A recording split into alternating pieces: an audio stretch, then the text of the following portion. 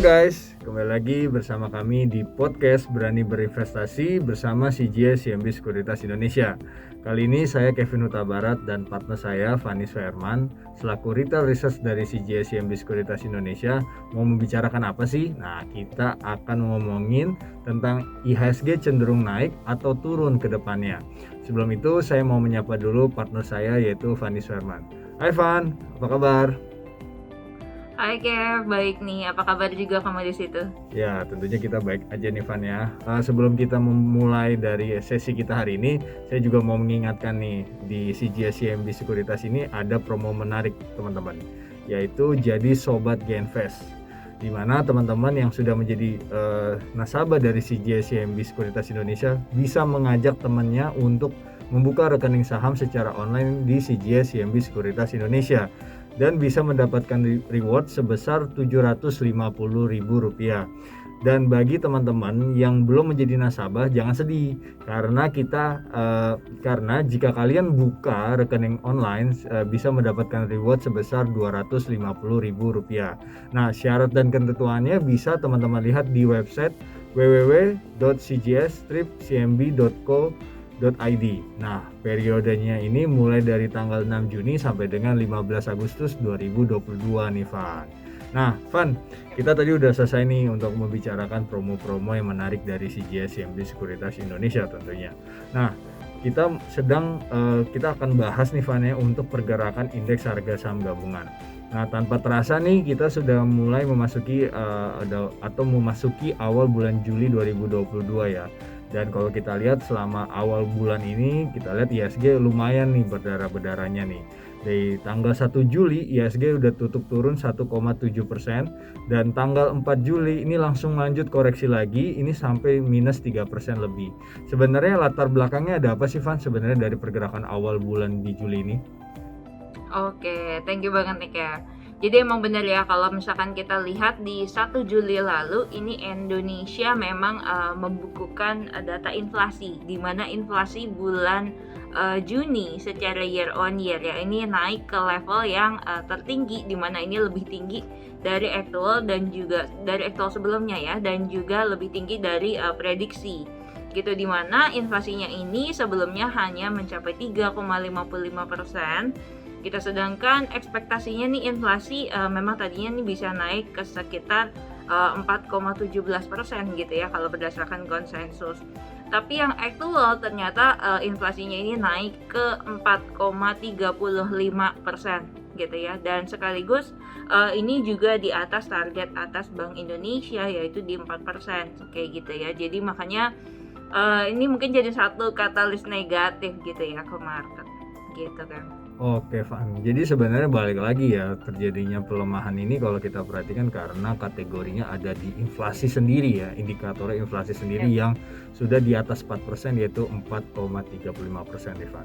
Nah, mungkin juga ini menjadi salah satu trigger nanti rencananya memang BI akan menaikkan suku bunganya lebih agresif ya ke depannya nih, Van. Itu satu. Dan kalau kita perhatikan dari CGS CMB Sekuritas Indonesia ini memproyeksikan bahwa kenaikan suku bunga BI ini diperkirakan sebesar 3 kali dengan masing-masing 25 basis poin ya Van ya. Nah Van, tapi yang buat kita penasaran nih Van, ini koreksinya ini karena ada outflow asing atau seperti apa nih Van? Oke, nah kalau misalkan kita lihat ya dari pergerakan sepanjang 1 minggu kemarin nih, yaitu di tanggal 27 Juni hingga tanggal 1 Juli lalu ya, ini IHSG membukukan koreksi 3,53% gitu dan disertai dengan net sell asing itu kurang lebih ini sekitar 3 triliun kayak gitu kan. Dan yang mereka jual itu apa? Ini rata-rata adalah mayoritas di big banks ya. Contohnya kayak misalkan BCA, kemudian BRI dan juga Mandiri seperti itu ya. Baik lagi kalau ditanya kenapa? Karena mungkin ada kekhawatiran juga nih gitu ya, dimana biasanya kalau misalkan suku bunga naik, nah cenderung ini dampaknya negatif juga gitu ya ke perbankan terutama ke big bank gitu, dimana ini pasti akan punya efek gitu ya ke NIM-nya mereka gitu. Nah cuma kalau ditanya prefer yang mana nih dari antara big banks yang tadi ya yang udah kita sebutin, kita sebenarnya lebih prefer tuh ke arah BCA gitu. Kenapa? karena mereka tuh punya tingkat kasa yang tinggi, kemudian LDR-nya juga paling rendah ya dibandingkan dengan peer di big banks yang lainnya gitu, sehingga mungkin dampak ke NIM-nya akan lebih kecil, kira-kira gitu. Oke, nah mungkin teman-teman juga penasaran nih Van, apakah hanya dampak dari inflasi saja atau dan juga suku bunga nih yang kita lihat bahwa ini memberatkan pergerakan dari IHSG juga nih ke depannya, seperti gimana nih? Ya benar banget. Jadi kalau misalkan teman-teman sering ikutin kita ya, entah itu di BTS, kemudian di kelas-kelas yang diadakan oleh CGSCMB, terus mungkin juga rajin ngikutin podcast kita ya. Ini sebenarnya kita udah pernah membahas juga ya, bahwa memang IHSG dan S&P 500 ini punya keterkaitan yang sangat kuat gitu ya. Jadi korelasinya positif dan korelasinya pun tinggi gitu. Artinya apa? Artinya adalah ketika S&P koreksi, S&P 500 koreksi, ini ada potensi untuk IHSG juga akan koreksi seperti itu ya. Nah, yang terjadi sekarang itu adalah sebenarnya nih S&P-nya tuh lagi downtrend gitu. Jadi walaupun ada technical rebound-nya baru-baru ini, tapi itu sebenarnya arahnya masih downtrend. Jadi artinya masih terbuka potensi untuk kembali terkoreksi seperti itu kan. Nah, kalau kita bicara lebih dalam lagi nih Van, koreksi ini masih akan jauhkah atau gimana? Oke, nah untuk menjawab pertanyaan itu ya, jadi saya mau kasih gambaran aja nih ke teman-teman ya. Jadi gambarannya gini, ketika US itu mengalami bear market ya, rata-rata market di sana itu koreksi sekitar kurang lebih 40% secara average. Nah, sedangkan saat ini S&P itu baru terkoreksi itu sekitar kurang lebih 24% gitu ya. Dan kalau pakai benchmarknya itu S&P 500, ketika bear market PE-nya itu berkisar tuh sekitar 11 sampai dengan 14,2 kali. Nah, sedangkan saat ini PE-nya itu sekitar 16,3 kali gitu ya. Yang artinya kalau misalkan kita pakai asumsi PE-nya ini akan kembali turun gitu ya ke sekitar 14,2 kali, maka ini berarti S&P 500 bisa koreksi ke sekitar level 3.200 gitu. Padahal sekarang kan levelnya ini masih sekitar 3.800 lebih, sekitar itu ya gitu kan. Oke Van, nah kalau prediksi IHSG lagi nih Van, kedepannya seperti apa sih pergerakannya? Yap, dan kalau teman-teman ingat ya, kita sempat warning waktu itu mungkin sekitar awal Juni ya, kalau teman-teman ikutin kita ya di WTS dan sebagainya, itu kita udah ngomong bahwa IHSG akan ada potensi koreksi gitu ya ke sekitar 6.600 sampai 6.900, dan dimana level itu sebenarnya udah ke-touch gitu ya, karena sempat IHSG kan sempat koreksi sampai sekitar 6.500 6.600 gitu ya. Dan kalau ditanya setelah achieve target koreksi, ini marketnya mau kemana nih gitu ya. Jadi kemungkinan kalau misalkan dilihat hari ini ya, ini di tanggal di tanggal 5 Juli ini marketnya lagi mulai naik lagi gitu ya. Cuma naiknya juga sebenarnya kalau kita lihat belum terlalu confirm sekali gitu ya.